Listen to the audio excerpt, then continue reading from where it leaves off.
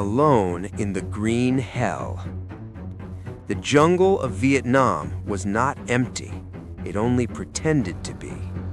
Every step Jimmy Castellano took felt like an intrusion into something ancient and hostile.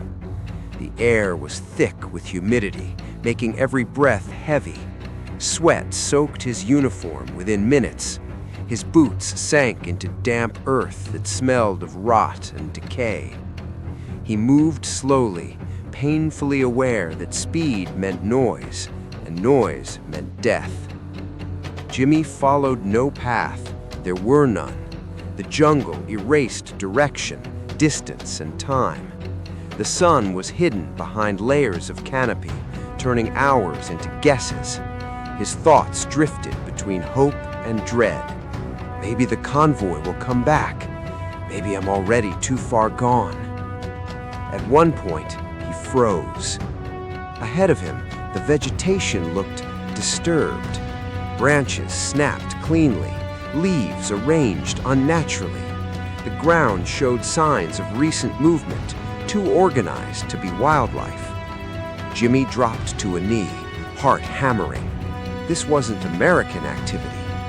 Carefully, inch by inch, he crawled forward, peering through the foliage.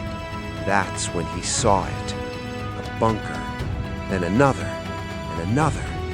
What emerged before him was not a simple fighting position, but an entire hidden complex, masterfully camouflaged beneath the jungle floor. Reinforced earthworks, ventilation shafts disguised as termite mounds, narrow paths hidden under leaves. Jimmy had no way of knowing it yet, but he had stumbled upon something extraordinary. This was no patrol base. This was logistics. This was infrastructure. This was war at an industrial scale. Crates were stacked underground, wooden boxes marked with faded stenciling, ammunition, mortar shells, rockets, enough firepower to sustain large-scale combat operations for weeks. Jimmy's stomach dropped.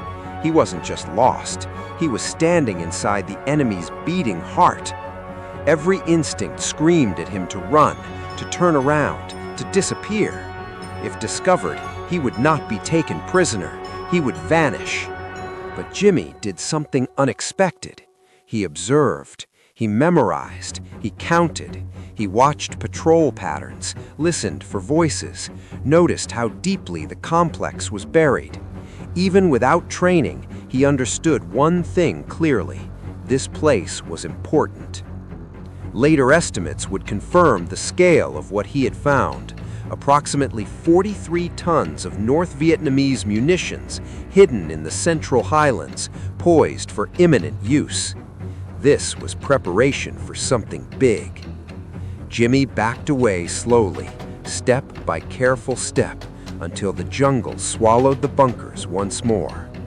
Now came the hardest part, finding his way home, alive. No one believed the cook. At first, no one believed him. A lost cook claiming to have found the largest enemy ammunition dump in the region sounded absurd. Elite reconnaissance units had been searching for weeks with no success. Officers questioned him sharply. Details mattered. Distances, directions, construction methods. Jimmy answered everything he could, calmly, precisely. One man listened closely, Colonel Henderson. Instead of dismissing the story, Henderson ordered an aerial reconnaissance along the coordinates Jimmy described. Hours later, the photos came back. There it was, an enormous, expertly hidden bunker complex. Jimmy Castellano was telling the truth. Chapter 5: 7 Minutes of Fire. The strike was approved immediately. F-4 Phantom jets roared overhead, dropping their payloads directly onto the jungle floor. The first explosions tore the earth apart. Then the secondaries began. Ammunition cooked off violently. Chain reactions rippled underground. Fireballs punched through the canopy. The ground buckled.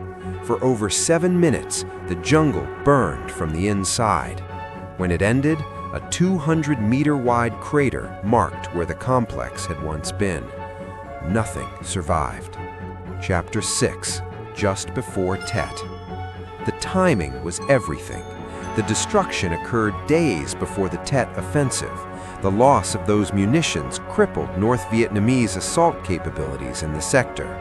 Military analysts later estimated that over 300 American lives were likely saved as a direct result. Not by a general, not by special forces, but by a 19-year-old cook who got lost. Chapter 7, The Quiet Return Home. Jimmy Castellano received the Bronze Star.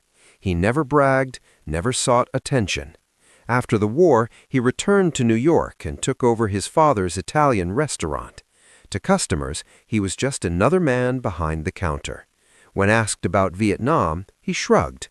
"I just got lucky," he said. But history knew better.